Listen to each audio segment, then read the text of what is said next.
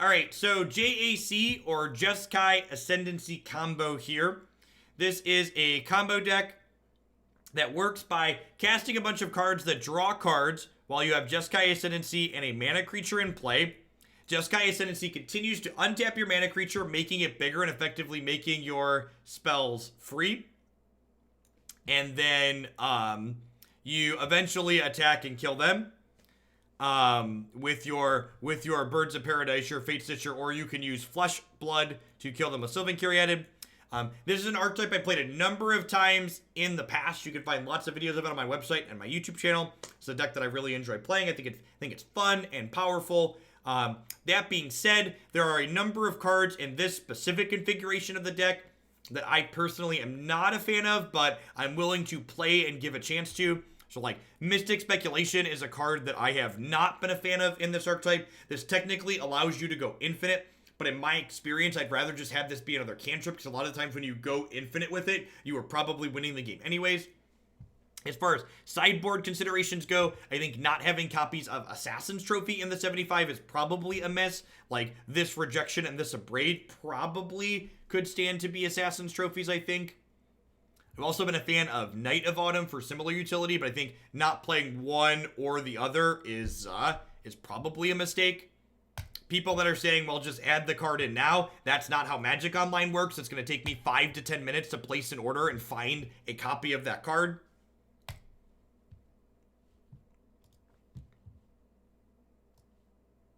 So this is not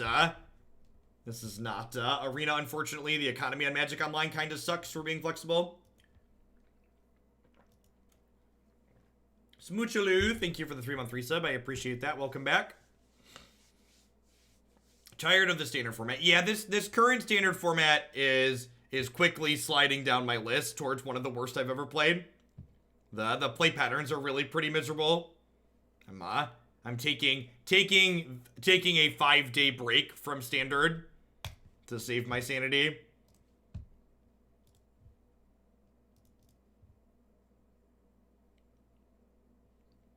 Gonna grab Breeding Pool here because I cast my Mana Dorks and my cantrips.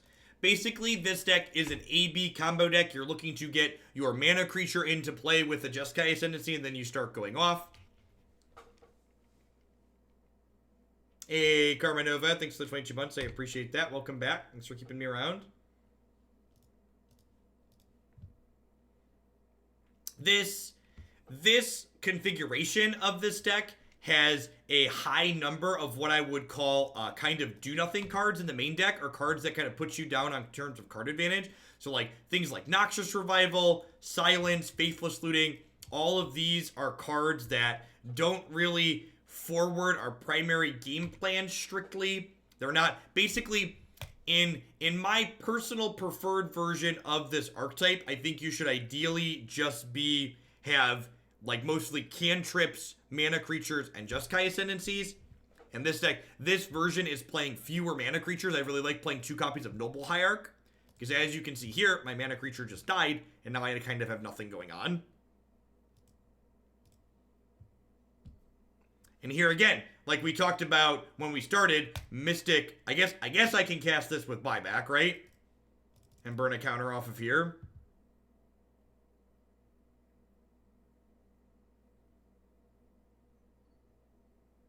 Yeah, I agree, Rayhouse. As someone who was all modern for a long time,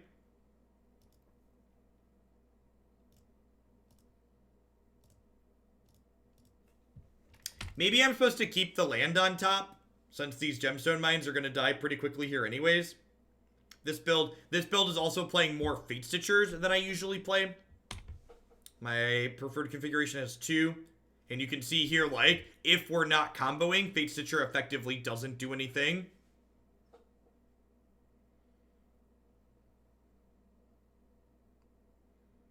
I'm not sure that our opponent's deck is going to give us time to fumble and bumble here.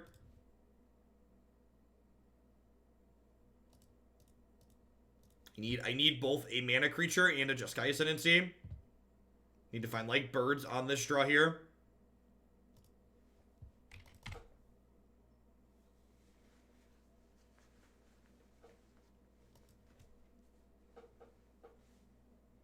It's very easy to describe why Little Teferi is toxic. Things Little Teferi punishes: instants, creatures, artifacts, and enchantments that don't have enter the battlefield effects that cost 2 to 4 mana. If you look at the number of cards in the game that I just listed that fall into one of those two categories, it's huge.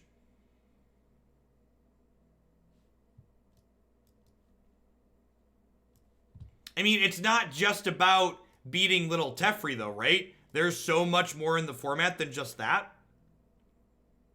And there's a variety of Little Tef decks. Like, your mono green Stompy deck is probably really bad against the 4 Kaya's Wrath versions of Esper, Esper Hero, and Esper Control that have popped up.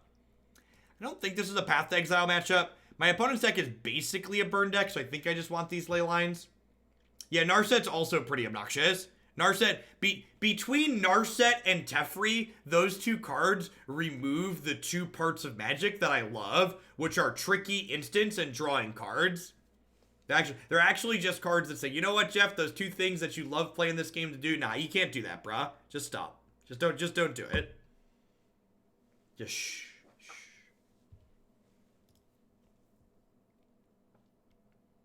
Okay, this hand has a Birds of Paradise here, and then you'll notice that Glittering Wish here, our 4th copy of Jeskai Ascendancy, is in the sideboard, so we've got a slow Ascendancy here in our opener.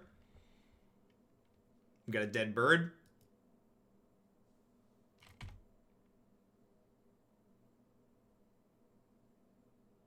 Yes, we have a dead bird. Yikes. Ugh, good shot. So my plans are to ramp. So next week when the new standard set releases, I plan to do at least 40 hours of new standard content with the new set. Oh, we're just never beating the Lava Dart deck. Just never beating the Lava Dart deck. My plan is to do at least 40 hours a week of new standard starting next week. And then as long as the deck queue stays full, I'll probably keep doing a bunch of an okay amount of standard, but the deck queue ended up tapering off at the end of this season, and if that happens again, we'll just focus on more modern on Magic Online and more Underlords until rotation happens in the fall.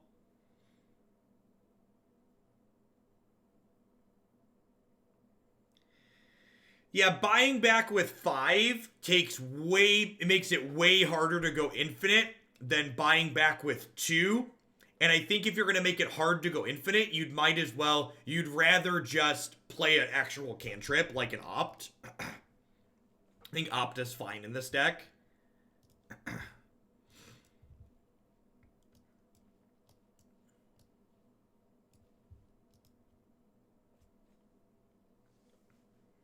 Yeah, I think if I was doing more Underlords, we could do donations for stipulation games. Yeah, you do like drafts, right?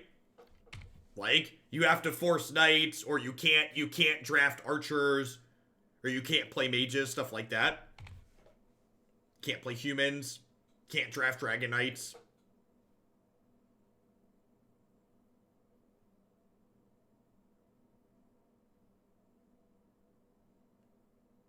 The fact that Wizards of the Coast does not consider the auto chess games a competitor for Magic is probably the dumbest thing their management has done since they told us Hearthstone wasn't a competitor for Magic. Which, no joke, there's a conference call from way back in the day of a WotC exec saying Hearthstone is not a Magic competitor.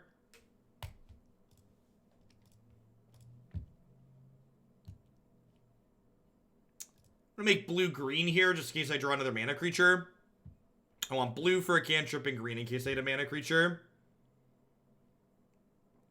Okay, so I'm going to bottom... Actually, I'm going to keep the Faithless Looting, right? Because I've got cards in my hand that kind of suck.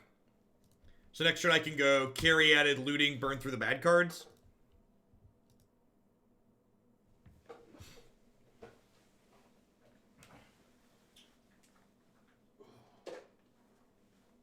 It's 10 a.m., or as I like to refer to it, snack time. Oh, no.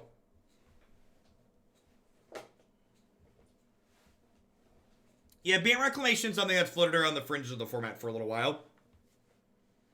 That makes me sad. Maybe I should have kept the other Caryatid to play around a discard spell.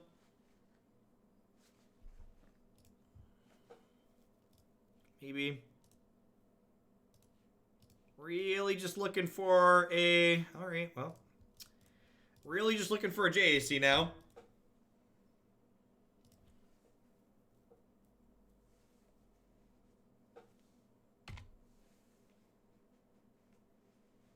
And you know, it's kind of funny.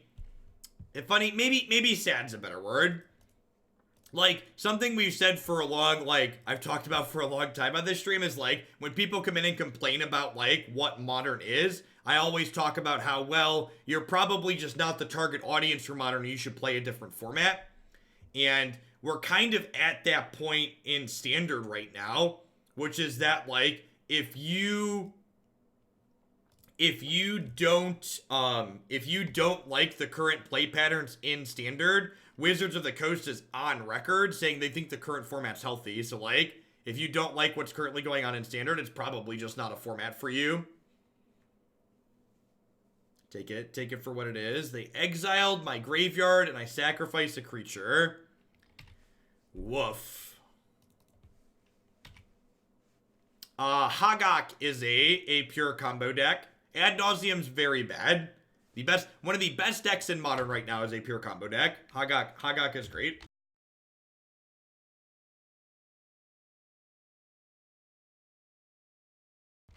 Little Teferi rotates in 15 months.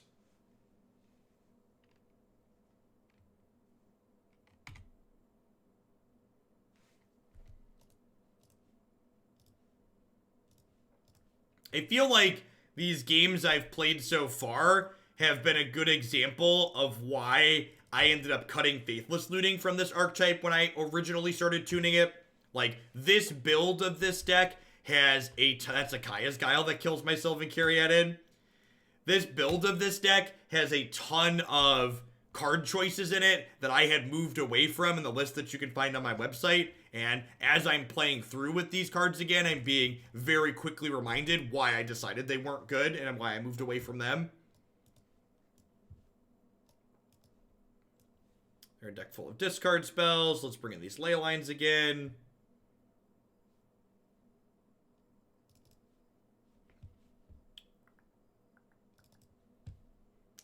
I'm going to bring in an extra Teferi just to, like, buy a little bit of time. Maybe bounce a hate card if they have it.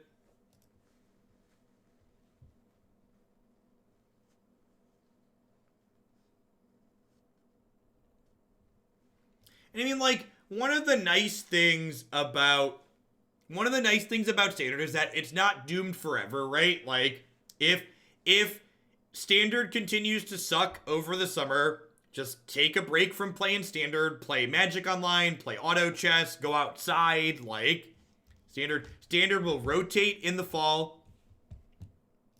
And while rotation doesn't have Little Tef exiting the room, it does have, I think I'm going to keep this. And again, like, imagine if this Mystic Speculation was an Opt, right? Like, Opt would be so much better here than Mystic Speculation. Instead, I'm casting this card that now has me down a card.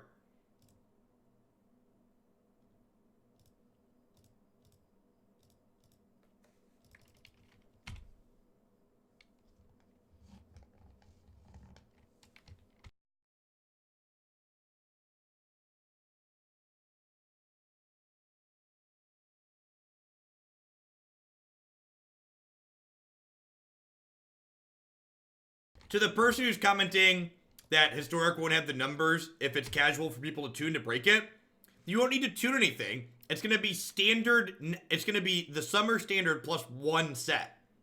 And, like, one set won't change that much.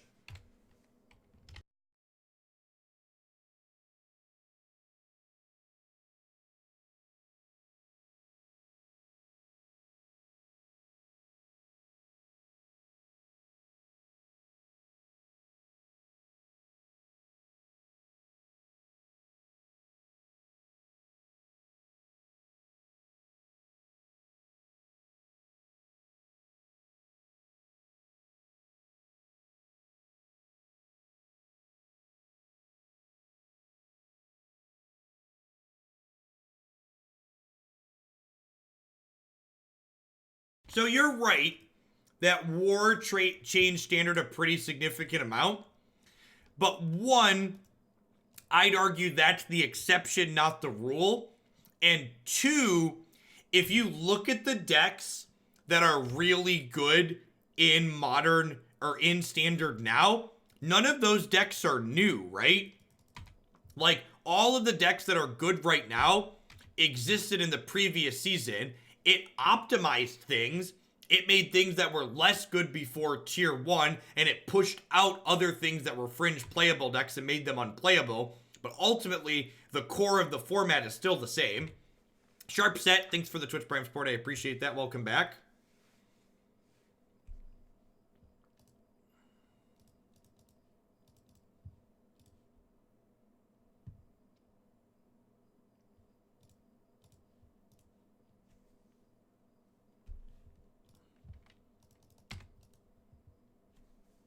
I love constructing the standard format has to be drafted again, MTJ. If you haven't tried Underlords, would highly recommend Underlords. If you're looking for something to scratch. If you're a constructed player looking to scratch your itch in the meantime.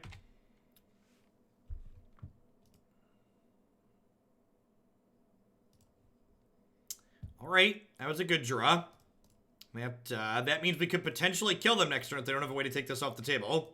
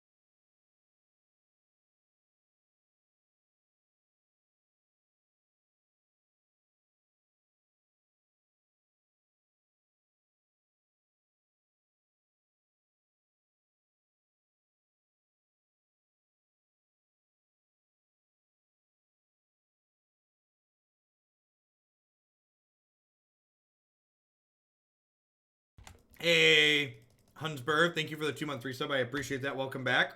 Thanks for keeping me around.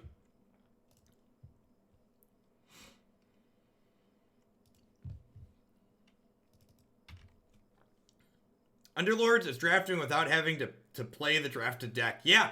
Yeah, it basically is. It's the good parts of limited and with none of the bad.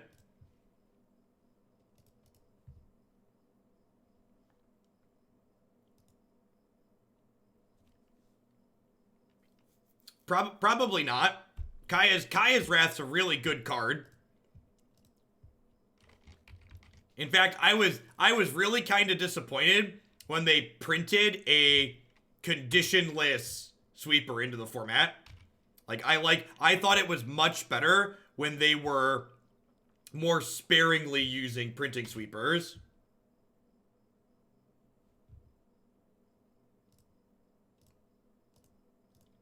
So I can't cast this because I've already cast 2 spells this turn, so these both cost 3.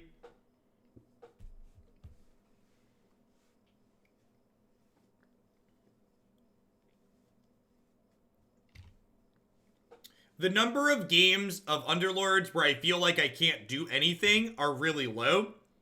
I also feel like the number of the games where I do get unlucky and I don't win because I got a little bit unlucky, often I still am able to top half the event, which is fine. The games that I don't top half, I feel like are games where I made some fundamental mistakes.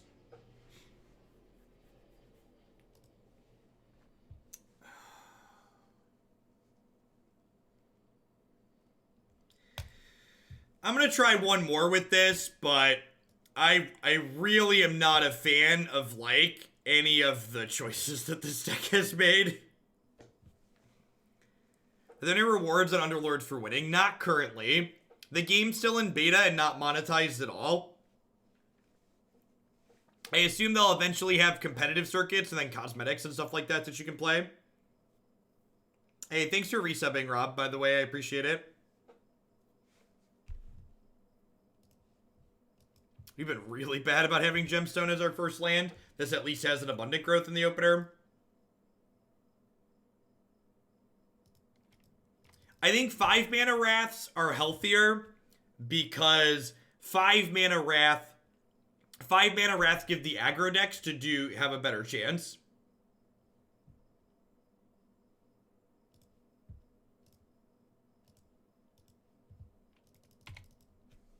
Five is a lot more than 4, I agree.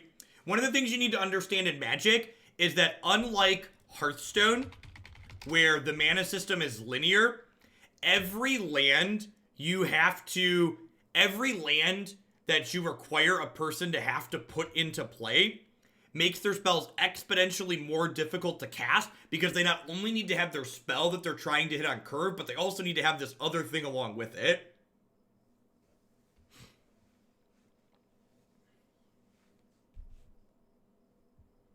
Hey, Wise Tech, thanks for the 3rd of your support. I appreciate that. Welcome back. Thanks for keeping me around. There is not currently, Malurin. The game is... So Arena is in beta. Underlords is like actually beta software. They're rapidly adding features to it. They're responding to user feedback very quickly. They're not taking your money. You can't give Valve money for Underlords currently if you wanted to. And when you can eventually give them money, it will probably only be for cosmetic stuff and battle passes, they said.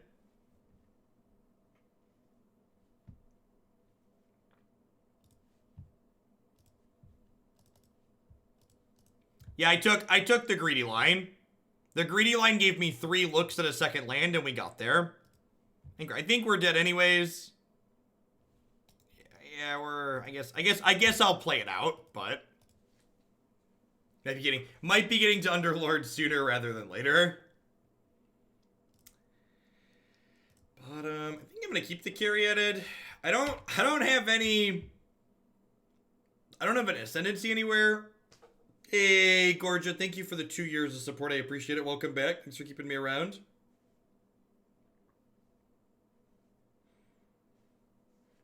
What's a battle pass? Google it, because I don't actually know the full details offhand. And we're dead.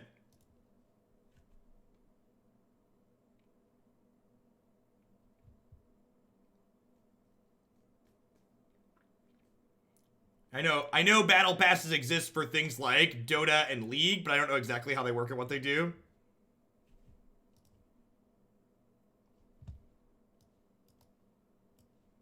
Alright, and then we need cards like Abrade and Path in this matchup, and Magmatic Sinkhole to take Eidolon off the table.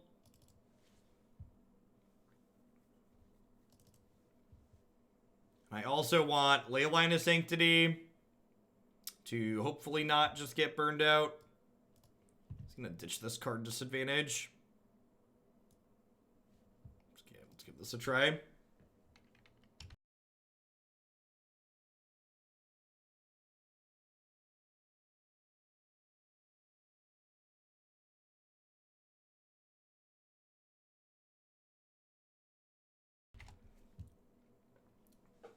Possibly Veronic. Submitting a standard deck that you've worked on the details for and submitting a specific list is a $10 donation. Submitting a deck list that you would like me to do all the work for and you're just submitting the core idea is a $25 donation. And the bonus for the $25 donation too is it goes in the queue with 25 points as well, so it gets played a little bit sooner than a $10 donation would. Because the more a deck gets donated towards it, the faster it comes to the top. Yeah, the key for a reanimation style strategy is that you would need your thing that you're reanimating to have some kind of comes into play effect. So that way, even if Teferi bounces it, you still got some amount of value out of it.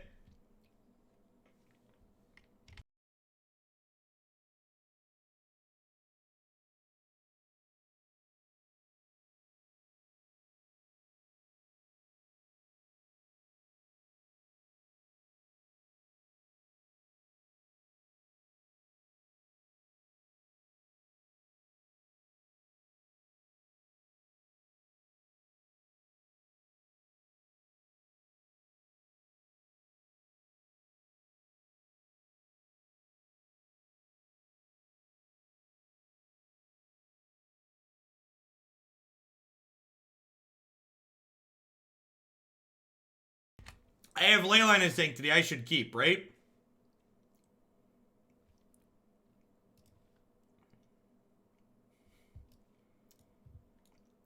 Oh, basic planes.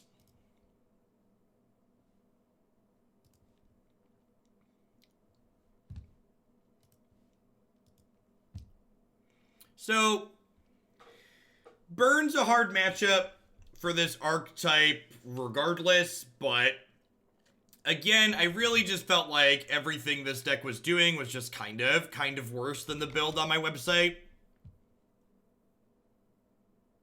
Hey, look, it's stream.